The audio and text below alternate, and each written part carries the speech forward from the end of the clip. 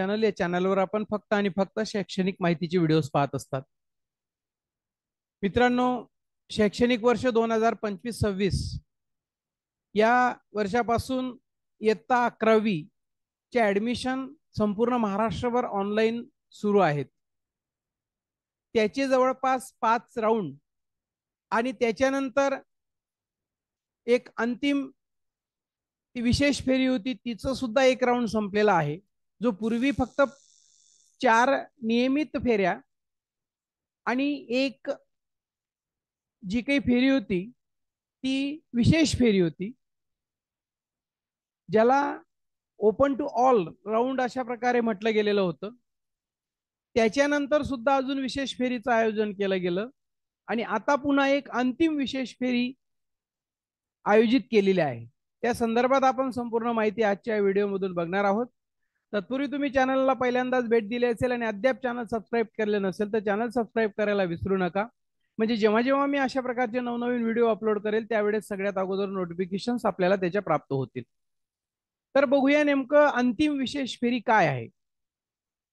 आजच काही मिनिटांपूर्वी शिक्षण संचालनालय पुणे यांच्याकडून इयत्ता 11वी केंद्रीय ऑनलाईन प्रवेश प्रक्रिया सन 2025-26 याच्या अंतिम विशेष फेरीचं आयोजनाच्या बाबतीतलं प्रकटन पत्र हे आपल्यापर्यंत आलेलं आहे. त्याचं नेमकं जे काही कालावधी आहे, डेट्स आहेत, त्या कशा प्रकारे राहतील ते आपण आजच्या व्हिडिओमधून बघत आहोत. सगळ्यात अगोदर ज्या काही समजा नवीन कनिष्ठ महाविद्यालयांना आता मान्यता मिळाली असेल किंवा अद्यापर्यंत ज्यांनी नोंदणीच केली नसेल, वाढीव प्रवेश क्षमता नोंदणी करावयाची असेल, तर अशा कनिष्ठ महाविद्यालयांसाठी 22 ऑगस्ट रात्री 8 वाजेपासून तर 23 ऑगस्टच्या संध्याकाळी 6 वाजेपर्यंत मुदत देण्यात आलेली आहे. म्हणजे फक्त 22च्या रात्री ती सुरू झाली आणि 23च्या संध्याकाळपर्यंत ती संपेल. रिक्त जागा ज्या काही आहेत, व्हॅकन्सी प्रदर्शित करणे 25 ऑगस्टला त्या प्रदर्शित होतील संध्याकाळी 6 वाजता. प्रवेशासाठी नवीन विद्यार्थ्यांची नाव नोंदणी करणं, आता जे काही जुलैमध्ये जे एटीकेटी मध्ये उत्तीर्ण एटीकेटी होते परंतु जुलैमध्ये पुरवणी परीक्षा जी काही झाली त्याच्यात उत्तीर्ण झालेले विद्यार्थी, त्यांचा एक भाग भरला गेला होता, त्याच्यामध्ये दुरुस्ती करणं, भाग 2 हा भरणं आणि विद्यार्थी त्यांच्या प्राधान्यक्रमाच्या जे काही यादी आहे त्याच्यामध्ये किमान 1 आणि कमाल 10 कनिष्ठ महाविद्यालयांचा समावेश करतील. हे जे काही काम आहे ते 26 ऑगस्ट सकाळी 8 वाजल्यापासून तर 27 ऑगस्ट संध्याकाळी 6-6:30 वाजेपर्यंत ते चालणार आहे.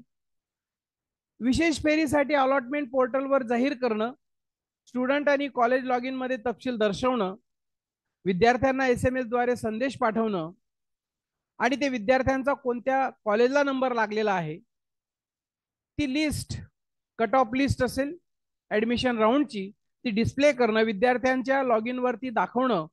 29 ऑगस्टच्या दिवशी ती होणार आहे सकाळी 8 वाजता. विद्यार्थ्यांनी ज्या कॉलेजमध्ये त्यांना प्रवेश मिळालेला आहे त्यांच्या लॉग इन मध्ये जाऊन त्यांना जे कॉलेज अलॉट झालेलं आहे त्या कॉलेजमध्ये प्रवेश घेणं. 29 ऑगस्ट आणि 30 ऑगस्ट ही मुदत त्यांना दिलेली आहे. आणि जर समजा आता बघा याच्यामध्ये खाली म्हटलेलं आहे, प्रवेशासाठी विद्यालय न मिळालेल्या विद्यार्थ्यांना पुढील फेरीमध्ये पुन्हा पसंतीक्रम देण्याची संधी मिळेल. म्हणजे शासनाचं एकच धोरण याच्यावरून दिसतं आहे की या राज्यातला कोणताही 10वी पास झालेला विद्यार्थी हा प्रवेशापासून वंचित राहू नये आणि म्हणून एक सकारात्मक विचार करून सर्व विद्यार्थ्यांना प्रवेशित कसं करता येईल या दृष्टिकोनातून त्या ठिकाणी या विशेष फेरींचं आयोजन हे करण्यात येताना त्या ठिकाणी आपल्याला दिसतं आहे.